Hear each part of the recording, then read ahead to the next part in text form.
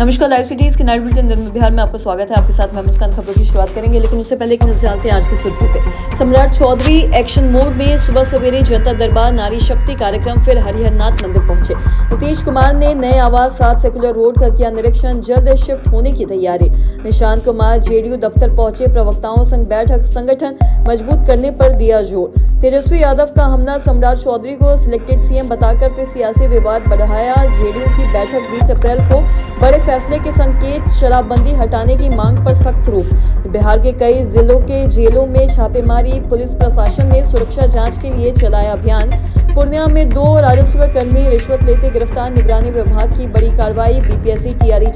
भर्ती अपडेट, जल्द नोटिफिकेशन और अप्रैल अंत से आवेदन शुरू। सिवान में दिन दहाड़े सीएसपी संचालक से हथियार के बल पर 9.47 लाख रुपए लूटा गया। भागलपुर में एलपीजी आपूर्ति सामान्य, होम डिलीवरी जारी, प्रशासन ने घबराने से मना किया। अब खबरें विस्तार से।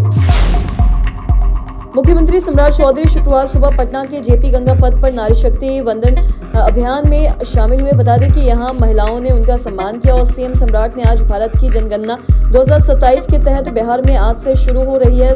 गणना की शुरुआत की और साथ ही मुख्यमंत्री बनने के बाद से एक्शन मोड में हैं। और बता दें कि नीतीश कुमार की स्टाइल में आज उन्होंने अपने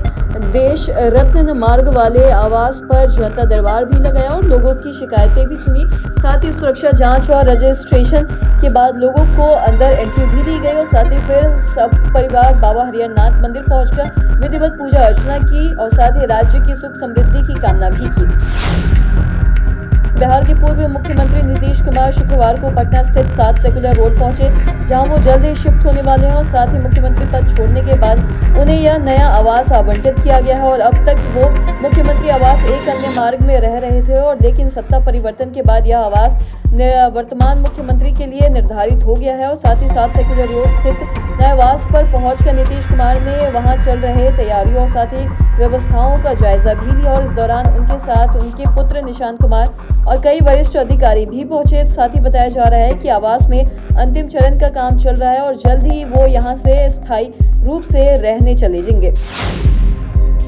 पूर्व सीएम नीतीश कुमार के बेटे निशांत कुमार आज शाम जेडीयू ऑफिस पहुंचे और यहां वो पार्टी प्रवक्ताओं के साथ बैठक की है। साथ ही बता दें कि मीटिंग से पहले मीडिया से बातचीत में उन्होंने ये भी कहा है कि पार्टी की रणनीति पर लगातार काम कर रहे हैं और साथ ही जेडीयू को मजबूत बनाने हमारी पहली प्राथमिकता है, जिससे संगठन और भी ज्यादा सरकार से जुड़े और साथ ही मुद्दों पर विस्तृत से चर्चा भी की गई। और साथ ही बता दें कि बैठक में इस बात पर मंथन भी हुआ कि पार्टी और सरकार की नीतियों और मीडिया और जनता के बीच किस तरह प्रभावी ढंग से रखा जाए। और साथ ही बताया जा रहा है कि निशांत कुमार ने पार्टी की संवाद रणनीति को मजबूत करने पर भी जोर दिया है और साथ ही प्रवक्ताओं को एकजुट होकर पार्टी लाइन पर बोलने की भी सलाह दी है। बिहार विधानसभा में नेता प्रतिपक्ष तेजस्वी यादव ने नए मुख्यमंत्री सम्राट चौधरी लेकर तीखा बयान दिया है और साथ ही उन्होंने ये भी कहा है कि सम्राट चौधरी भी लालू जी की पाठशाला से ही आए हैं और साथ ही उन्हें जनता ने नहीं बल्कि चुना है। बल्कि तेजस्वी यादव ने ये भी कहा कि पहले जो मुख्यमंत्री थे वो इलेक्टेड थे, लेकिन अब जो है वो सिलेक्टेड मुख्यमंत्री लाया गया है। और साथ ही उन्होंने आरोप लगाया है कि बिहार की सरकार अब राज्य में नहीं बल्कि गुजरात से संचालित होगी। और इस बयान के बाद बिहार की राजनीति में हलचल तेज हो गई है और साथ ही सत्ता पक्ष व विपक्ष के बीच जुबानी जंग और साथ ही तीखी होने की संभावना है। और साथ ही राजनीतिक जानकारों का कामना है कि आने वाले दिनों में यह मुद्दा और भी ज्यादा गर्मा सकता है। जेडीयू के मुख्य प्रवक्ता नीरज कुमार ने 20 अप्रैल को प्रस्तावित जेडीयू विधायक दल की बैठक को लेकर बड़ा संकेत दिया है। उन्होंने ये भी कहा है कि जब मुख्यमंत्री द्वारा बैठक बुलाई गई तो निश्चित तौर पर कोई अहम निर्णय लिया जाएगा और साथ ही संभावना है कि बैठक में किसी नए फैसले की घोषणा हो सकती है। और वहीं नीरज कुमार ने ये भी कहा है कि पार्टी में निशांत कुमार की क्या भूमिका होगी, यह निर्णय पार्टी या फिर निशांत कुमार ही तय करेंगे। और साथ ही राष्ट्रीय लोक मोर्चा के विधायक द्वारा शराबबंदी कानून हटाने की मांग पर प्रतिक्रिया देते हुए नीरज कुमार ने साफ कह दिया है कि बिहार में शराबबंदी कानून खत्म नहीं किया जाएगा। उन्होंने कहा है कि इस कानून को देश के प्रधानमंत्री का भी समर्थन प्राप्त है। जो लोग इसे हटाना चाहते हैं वो पहले अपने परिवार से लिखित समर्थन को लेकर आए। बिहार में नई सरकार बनते ही पुलिस एक्शन मोड में है। बता दें कि शुक्रवार की सुबह नालंदा, समस्तीपुर, औरंगाबाद, भोजपुर, मोतिहारी, मुजफ्फरपुर समेत कई जिलों के जेल में एक साथ रेड पड़ी है। दरभंगा मंडल कारा में पुलिस टीम ने करीब 1 घंटे तक एक बैरक की तलाशी ली है और साथ ही मुजफ्फरपुर स्थित शहीद खुदीराम बोस केंद्रीय कारा में शुक्रवार सुबह जिलाधिकारी डीएम सुब्रत कुमार सैन और साथ ही वरीय पुलिस अधीक्षक एसएसपी कांतेश कुमार मिश्रा के नेतृत्व में छापेमारी की गई। यह तलाशी अभियान सुबह करीब 4:30 बजे शुरू हुई और साथ ही डीएम और एसएसपी के साथ दर्जनों थानों की पुलिस और साथ ही पुलिस लाइन की बड़ी संख्या में जवानों ने जेल परिसर को चारों ओर से घेर लिया और अधिकारियों ने जेल को सभी वार्डों की बारीकी से भी जांच की।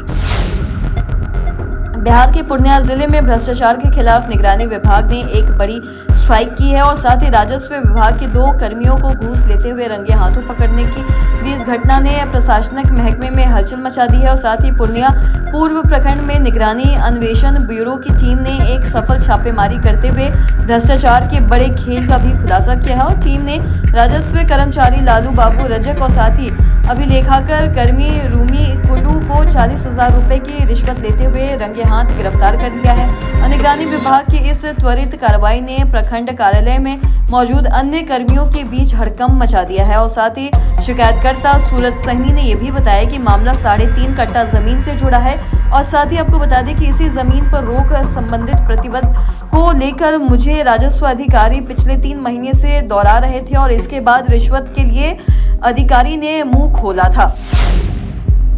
बिहार में शिक्षा अभ्यर्थी के लिए बड़ी खबर है। बता दें कि बिहार लोक सेवा आयोग बीपीएससी की ओर से शिक्षक भर्ती परीक्षा के चौथे चरण TRE-4 को लेकर अहम अपडेट सामने आया है और आयोग 19 अप्रैल तक भर्ती का आधिकारिक विज्ञापन जारी कर सकता है और साथ ही बिहार में नई सरकार के गठन के बाद शिक्षक भर्ती प्रक्रिया में भी तेजी आ गई है और लंबे समय में अभ्यर्थी नोटिफिकेशन के इंतजार में है और जानकारी अनुसार जल्द ही TRE-4 का नोटिफिकेशन जारी कर दिया जाएगा और साथ ही आपको बता दें कि आयोग 20 अप्रैल तक इसका आधिकारिक नोटिफिकेशन जारी करेगी और जारी कार्यक्रम के अनुसार अभ्यर्थी 26 और साथ ही 30 अप्रैल के बीच ऑनलाइन आवेदन कर सकेगा और इस चरण में कुल 46,880 पदों पर नियुक्ति की जाएगी और परीक्षा 22 से 27 सितंबर के बीच आयोजित होगी।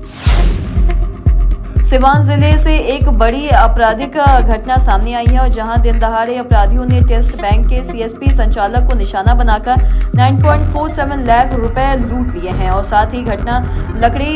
नवीगंज थाना क्षेत्र के बसौली गांव के समीप शुक्रवार सुबह करीब 8:30 बजे की है, जहां पे